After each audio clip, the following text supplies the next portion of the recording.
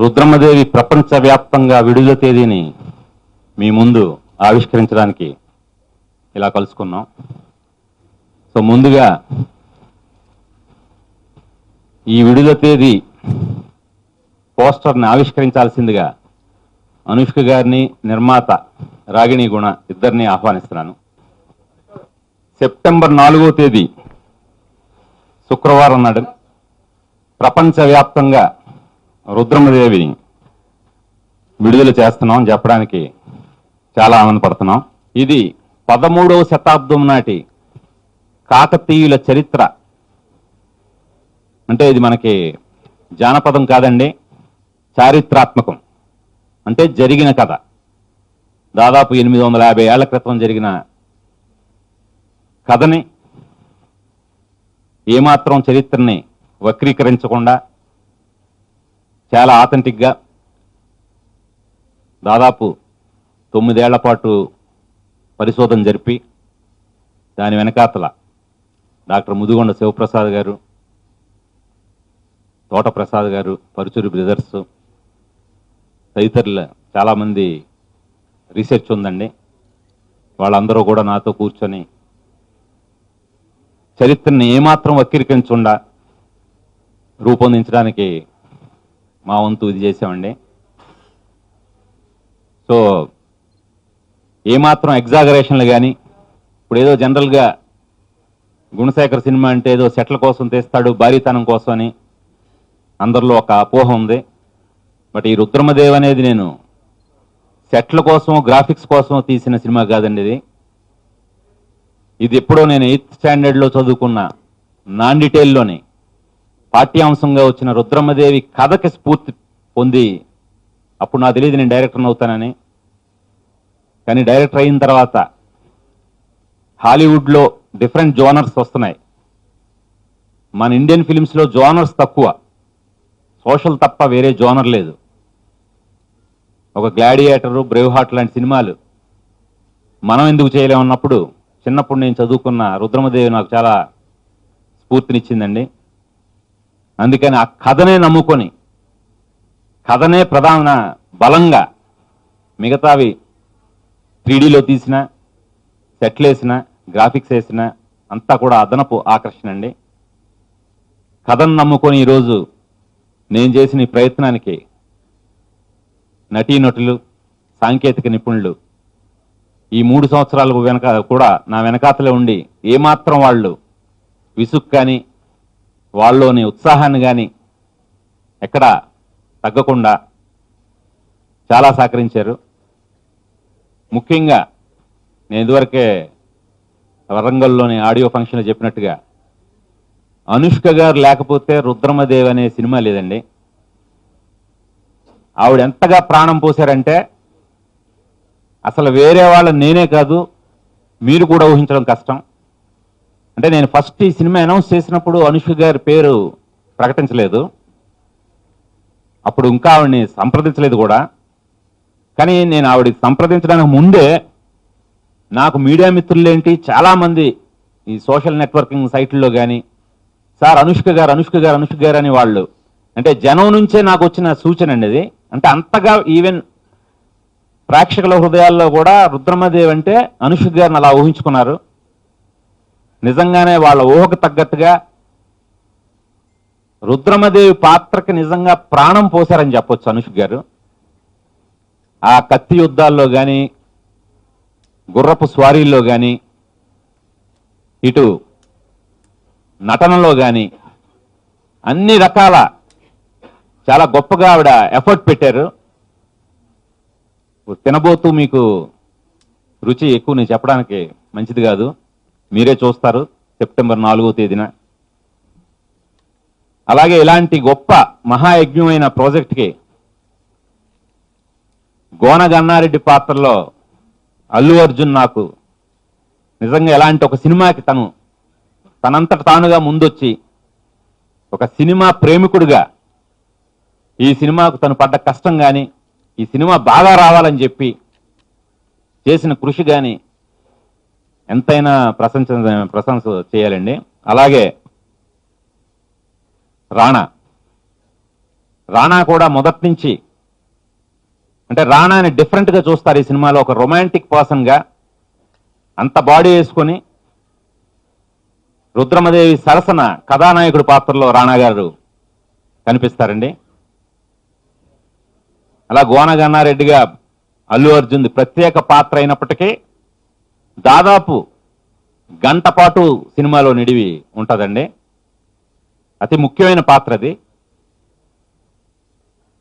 ఇంకా మిగతా వాళ్ళు కృష్ణరాజు గారు, ప్రకాష్ రాజు గారు, క్యాథరిన్, నిత్యా మీనన్, ఇలా అందరూ పేరు పేరున చాలా భారీ కాస్టింగ్ ఉందండి. ఇప్పుడే ఆ పాత్రలందరినీ మీకు పరిచయం చేస్తూ ఫోటోలు కూడా విడుదల చేస్తున్నాం. వాటికి కూడా చాలా మంచి స్పందన ఉంది. అందరూ కూడా పాత్రలు కళ్ళకు కట్టినట్టు కనిపిస్తున్నాయి అంటున్నారు. దాని వెనకాతల కాస్ట్యూమ్స్ విభాగంలో నేతాలుల్లా గారు కానీ, సాయి గారు కానీ, ఇటు ఆర్ట్ డిపార్ట్మెంట్లో తోట తరణి గారు కానీ, వీళ్ళందరి కృషి ఎంతైనా మనం చెప్పుకోవాల్సిందండి. ఇంకా చాలా చాలా విశేషాలు ఉన్నాయి. అవన్నీ మున్ముందు మీతో పంచుకుంటాను. ప్రపంచవ్యాప్తంగా అంటే భారతదేశంలోనే తొలి హిస్టారికల్ స్టీరియోస్కోపిక్ 3D సినిమా అండి ఇది. అంటే మేము తీయటమే 3Dలో తీసాం. 3D కెమెరాలతోటి, హాలీవుడ్ సాంకేతిక నిపుణులతోటి. మా కెమెరామెన్ అజయ్ విన్సెంట్, ఆయన గురించి నేను ప్రత్యేకంగా చెప్పనవసరం లేదు. ఆయనకి తెలియని టెక్నిక్ అంటూ లేదు. ఆయన సాంకేతిక నిపుణత నిజంగా ఈ సినిమాకి ఎంతగానో ఉపయోగపడ్డదండి. సో కేవలం 3Dలోనే కాకుండా నార్మల్ రెగ్యులర్ 2D ఫార్మెట్లో కూడా ఈ సినిమా అందరినీ కనువిందు చేయబోతుందండి. సో మళ్ళీ మరొక్కసారి సెప్టెంబర్ 4న ప్రపంచవ్యాప్తంగా భారతదేశపు తొలి హిస్టారికల్ స్టీరియోస్కోపిక్ 3D సినిమా అయిన రుద్రమదేవి తెలుగు, తమిళ్లో ద్విభాషా చిత్రంగా రూపొందించబడిందండి. ఈ తెలుగు, తమిళ ద్విభాషా చిత్రం మలయాళంలో కూడా అదే రోజున సెప్టెంబర్ 4నే 3 భాషల్లోనూ విడుదలవుతుంది. హిందీ విడుదల తేదీని కూడా తొందరలో మేము ప్రకటిస్తామండి. సో అంటే మన రుద్రమదేవి చరిత్రని ప్రపంచవ్యాప్తంగా మన సోదర భాషలైన తమిళం కానీ, మలయాళం కానీ, హిందీ కానీ వీళ్ళు కూడా ఈ చరిత్ర కథకి ఇన్స్పైర్ అయ్యి వాళ్ళు తమ భాషలో మన కథని మొత్తం భారతదేశం అందరికీ చెప్పడానికి ముందుకు రావటం నిజంగా మనం అందరం గర్వపడాల్సిన విషయం అండి. సో మరొకసారి మీ అందరికీ కృతజ్ఞతలు చెప్తూ సెలవు తీసుకుంటున్నాను అండి. ఇది యాక్చువల్గా ఈ మధ్య ఒక టెక్నాలజీ కొత్తగా డెవలప్ చేశారండి. అంటే అది ఎవరిదో తొందరపాటు వల్ల అది ఆల్రెడీ అప్లై చేసాం. ఆ టెక్నాలజీ అనేది వచ్చింది. అది ఇంకా పరిశీలన దశలోనే ఉందండి. మనమైతే 3Dలో కళ్ళజోళ్ళు పెట్టుకునే ఈ సినిమా చూడాలండి. సో 2D రెగ్యులర్గా కళ్ళజోడు అవసరం లేకుండానే 2D ఫార్మెట్ కూడా ఉంటుందండి. మన భారతదేశపు తొలి స్టీరియోస్కోపిక్ 3D సినిమాని క్యాప్షన్ వేయడం కాదు కానీ సరదా తీరిపోయింది. ఎందుకంటే 3Dలో అంటే చాలా టైం టేకింగ్, చాలా ఎక్స్పెన్సివ్ అండి. అంటే మన రీజనల్ లాంగ్వేజ్ కాదు, మన నేషనల్ లాంగ్వేజ్కే వర్కౌట్ అవ్వదు. That to CG oriented. అంటే 3Dలో సీజీ చాలా కాంప్లికేటెడ్ అండి, బాగా టైం తీసుకుంటుంది. ఆ ఎక్స్పర్టీజ్ చాలా తక్కువ మంది ఉన్నారండి, ఆ సాంకేతిక నైపుణ్యం తెలిసిన వాళ్ళు. సో అందువల్ల కూడా మనకి ఇప్పుడు 2-3 సార్లు విడుదల వాయిదా వేయడం వెనకాతల కూడా ముఖ్యమైన కారణం అదేనండి. అంటే 3Dలో సీజీలు చాలా కాంప్లికేటెడ్ అయ్యాయండి. సో అయినప్పటికీ మా ఇంట్లో మా పిల్లలు మేము మా హోమ్ థియేటర్లో 3D సినిమాలు చూడటం, ఇన్స్పైర్ అయిపోవడం. ఈ హాలీవుడ్ ఫిలిమ్స్ వాళ్ళు కూడా సరదా పెట్టలేదు 3Dలో తీయాలని. సో దాంతో మా ముచ్చటని నిజంగానే మనం దేశం అంతటికీ చూపించాలని ఒక పెద్ద సాహసమే తీసుకున్నామండి. నిజంగా ఆ సాహసం నిజం చెప్పాలంటే నాకున్న ఎక్స్పీరియన్స్ మీద నాకే ఒక గౌరవం కలిగింది. దానివల్ల నేను ఎప్పటికైనా మీ ముందు తీసుకురాగలుగుతున్నాను, లేకపోతే చాలా టైం పట్టుండేది. సో ఏదైతేనే ఇది ఎంత ఎక్స్పెన్సివ్ అయినప్పటికీనండి, ఎంత కష్టమైనప్పటికీ సాధించాం. అది మీరు అన్నట్టు చాలా తక్కువ థియేటర్లు ఉన్నాయి. అంటే దాదాపు మన రెండు రాష్ట్రాల తెలంగాణ ఆంధ్రప్రదేశ్లో 90 థియేటర్ల వరకు ఉన్నాయండి. మనం దాదాపు 100 థియేటర్లో సినిమా రిలీజ్ చేస్తాం. బట్ ఈ 90 థియేటర్లో 3Dలో చూసిన అనుభూతి వేరండి. అది డెఫినెట్గా 2Dలో చూసిన వాళ్ళు మళ్ళీ ఒకసారి 3Dలో చూద్దామనే ఒక ఉత్సాహం వాళ్ళకి కలిగిస్తుందండి. అంటే డిఫరెంట్ ఎక్స్పీరియన్స్ అండి. అంటే ముందు 13వ శతాబ్దంలోకి మనం వెళ్ళామన్న ఫీలింగ్ 3Dలో కలుగుతుందండి. అలాగే 2D చూసిన సాధారణ ప్రేక్షకుడు కూడా ఏమాత్రం అది తగ్గకుండా ఉండటం కోసం ఆ ఫీల్ని, అదే మన ఇందాక చెప్పినట్టు అజయ్ విన్సెంట్ గారు వాళ్ళ స్కూల్ ఎలాంటిదంటే ఈవెన్ 2Dలోనే వాళ్ళు చాలా 3D ఫీలింగ్ తీసుకొస్తారండి. విన్సెంట్ మాస్టర్ గారు వాళ్ళ లైటింగ్ చూసారంటే మీరు ఆ డెప్త్ ఆఫ్ ఫీల్డ్ కానీ ఇవన్నీ వాళ్ళు రెగ్యులర్ 2D ఫార్మేట్లోనే చాలా గొప్పటి అనుభూతి తీసుకొస్తారండి. అలా మన కెమెరామెన్ అజయ్ విన్సెంట్ గారు లేయర్స్ లా లైటప్ చేసి ఈ డెప్త్ని ఆడియన్కి ఆ ఎరాలోకి ఈవెన్ 2D చూస్తున్నా సరే ఆ ఫీలింగ్ తీసుకురావడం కోసం లైటింగ్ ద్వారా చాలా బాగా కృషి చేశారండి. అందువల్ల 3Dలో ఒక ఎక్స్ట్రా ఎక్స్పీరియన్స్ ఉన్నప్పటికీ 2Dలో ఏమాత్రం ఆ ఫీలింగ్ తగ్గదండి. అయినా విఎఫ్ఎక్స్ బేస్డేనండి. ఇప్పుడు ఒక్కడు తీసుకున్నా, అర్జున్ తీసుకున్నా అవన్నీ కూడా సీజీలు ఉన్నాయని కూడా చాలా మంది తెలియదండి. అంటే విజువల్ ఎన్హాన్స్మెంట్ కోసం వాడతానండి నేను ఎప్పుడు. ఇప్పుడు for example Charminar 178 feet height అండి. దాంట్లో ఆ 4 మినార్ల పోర్షన్ హైట్ వచ్చి కేవలం 78 ఫీట్ అండి. మనం గోపనపల్లి విలేజ్లో ఆ 78 ఫీట్ని గ్రౌండ్ మీద వేయడం జరిగిందండి. అంటే కింద ఉన్న ఆల్మోస్ట్ 100 ఫీట్ని మనం సెట్ అయ్యలేదు. ఓన్లీ ఆ 4 మినార్లు మాత్రం వేసి కిందన స్ట్రీట్స్ క్రియేట్ చేసామండి. అంటే చాలా పెద్ద ఛాలెంజింగ్ సీజీలు అండి అవన్నీ.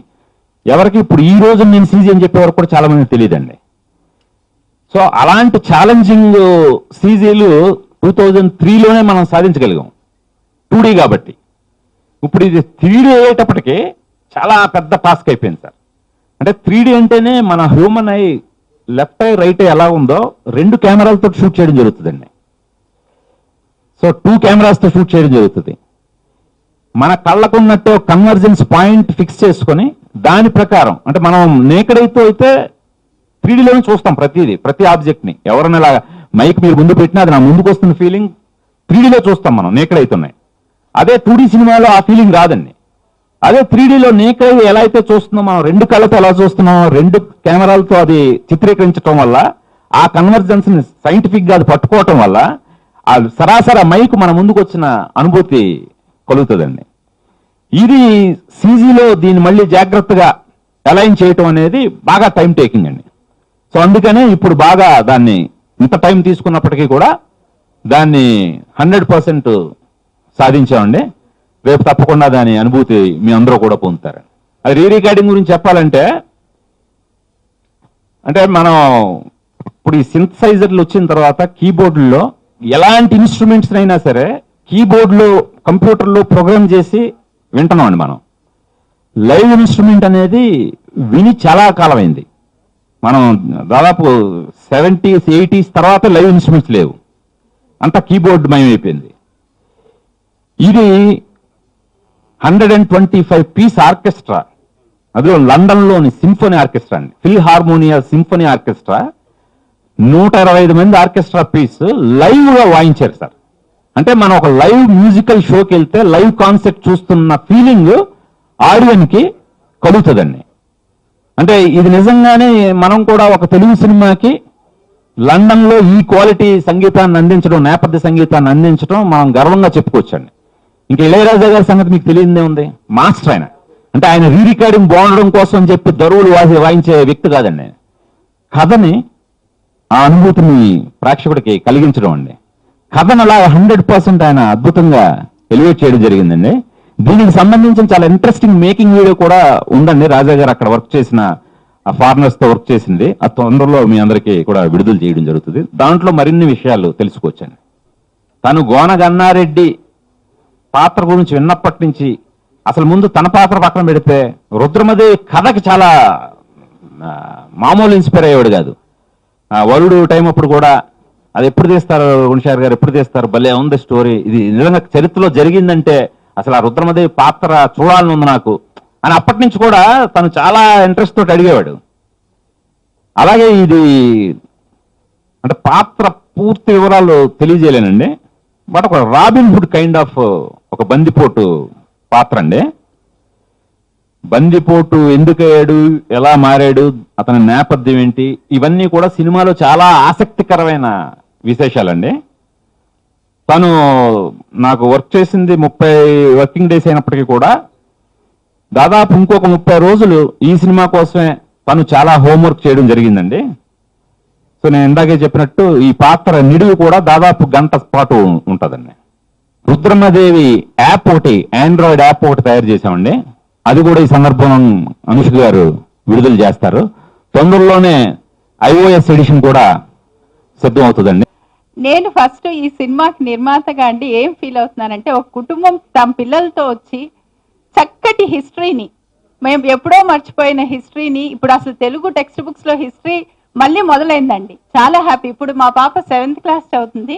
దాని తెలుగు టెక్స్ట్ బుక్ లో రుద్రమదేవి ఉంది లెసన్ ఈ సంవత్సరం నుంచి. సో అలాంటి సినిమాకి నేను నిర్మాతగా ఉండటం, మేము నిర్మించడం, నేను చాలా చాలా హ్యాపీ ఫీల్ అవుతున్నాను. సో తెలుగును మర్చిపోతున్న కాలంలో చక్కటి హిస్టరీ, తెలుగు హిస్టరీని తిరిగి మన పిల్లలకి అందించగలిగే సినిమా ఇది.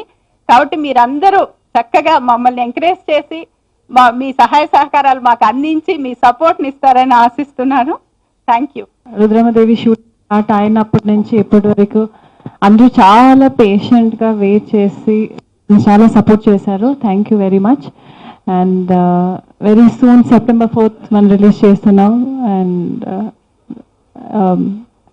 డెఫినెట్లీ మన అందరూ పెట్టిన hard work has come. We can see దాని ఫ్రూట్స్ చూడొచ్చు మూవీలో. అండ్ తొందరగా అన్ని ప్లేసెస్లో మేము ప్రమోషన్స్ స్టార్ట్ చేస్తున్నాం. And will be coming and meeting all of you all over. And will have our interactions. Thank you. Gunasekhar గారు చెప్పారు, చాలా మంది యాక్చువల్లీ ఈ project first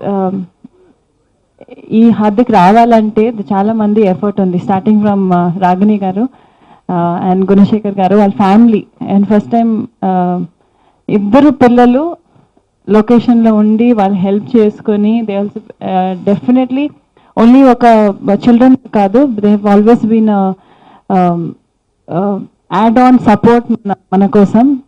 and Thotatharni garu, I want call of them, Thotatharni garu, Neethalula గారు, బికాస్ ఆ లుక్ అన్ని disturb చేయకుండా, బికాస్ మన 13th-14th సెంచరీది రెఫరెన్సెస్ చాలా తక్కువ ఉన్నాయి. సో కొన్ని సినిమాటిక్ లిబర్టీస్ తీసుకొని అది ఎంత ప్లెజెంట్గా చూపించాలి. And they put in a lot of effort. And చాలా బాగా వచ్చింది. అండ్ అజయ్ విన్సన్ గారు మన సినిమాటోగ్రాఫర్, బికాస్ 3D షూటింగ్ అంటే చాలా టైం తీసుకున్నాను. నేను యాక్చువల్లీ షూటింగ్ చేయక ముందు విన్నాను, బట్ గుణశేఖర్ గారు కూడా జర్మనీకి వెళ్ళి దాని గురించి నేర్చుకుని వచ్చి అజయ్ విన్సన్ గారు వాళ్ళందరూ together as a team minimal టైంలో we shot the most amount. Because వేరే వాళ్ళు కూడా 3D చేసిన వాళ్ళు కూడా నాకు చాలా చెప్పారు, దిస్ ఇస్ ద యాక్చువల్లీ చాలా మినిమం టైంలో షూట్ చేశారని. సో అండ్ ప్రతి ఒక్క టెక్నీషియన్స్, ఆర్ట్ డిపార్ట్మెంట్లో చాలా మంది టెక్నీషియన్స్ ఉన్నారు, వాళ్ళ పేరున I want thank all of them. And definitely Ilaiyaraaja గారు ఈజ్ లైక్ మన మూవీకి ఇంకొక బ్యాక్ బోన్. చెన్నైలో కలిసినప్పుడు ఇట్ వాజ్, నేను ఫస్ట్ టైం, నేను ఇళయరాజా గారి ఫ్యాన్ని, ఫస్ట్ టైం కలిసినప్పుడు హిస్ ఇంట్రెస్ట్ అండ్ ఒక హిస్ హిస్టారికల్ ఫిలిం చేస్తున్నాను, even he was more interested than మన అందరు చేస్తున్నావు కాబట్టి we have that interest, but it was seen on his face. So ప్రతి ఒక్కరిని I want thank them and all my co stars.